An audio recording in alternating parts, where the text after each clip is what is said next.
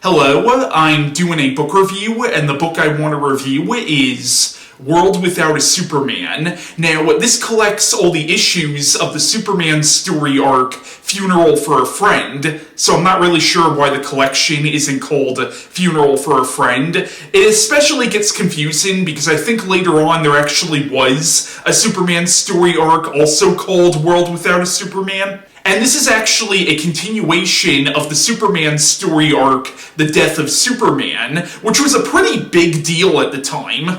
Now, all the issues of this story arc were published in 1993 and were written and illustrated by several different writers and artists. Now, the plot of World Without a Superman, or Funeral for a Friend, is it picks up where the Death of Superman story arc left off. Now, in the Death of Superman, an unstoppable alien being called Doomsday came to Earth and was pretty much just tearing his way through everything, and Superman tried to stop him, and pretty much that entire arc was this giant battle between Superman and Doomsday, which ended with both of them apparently killing each other. So, this story arc is really about the world reacting to the death of Superman, and it follows different characters, each of them coping with Superman's death in their own ways. It, of course, follows Lois Lane and how she's reacting to Superman/Clark Kent's death. It follows Clark Kent's parents. It follows Jimmy Olsen, Perry White. It also focuses on how other superheroes like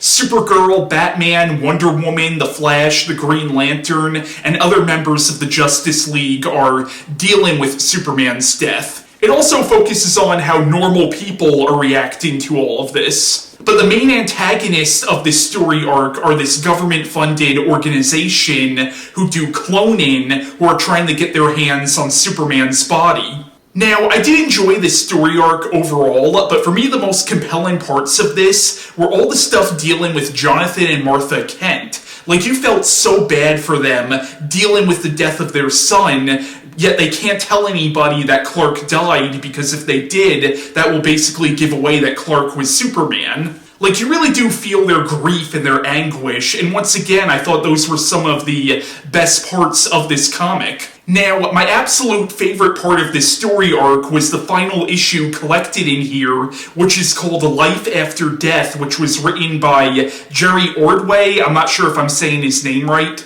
Basically, at a certain point, Jonathan Kent has a heart attack, and as the doctors are trying to save him, he has this vision where he goes into the realms of the afterlife looking for his son.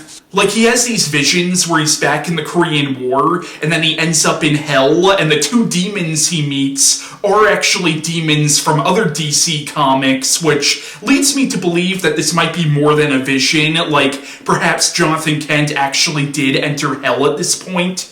And then Jonathan sees his son, Clark, or Kal-El, being led by the Kryptonians into what is apparently Krypton's version of heaven, but then Jonathan realizes that these are actually demons trying to lead Superman to hell. But I really loved this last issue because I love anything dealing with the afterlife or heaven and hell or angels and demons. But I also really loved it because you get a lot of these really touching moments between Jonathan and his son, and you see him trying to save his son, who he failed to save in real life.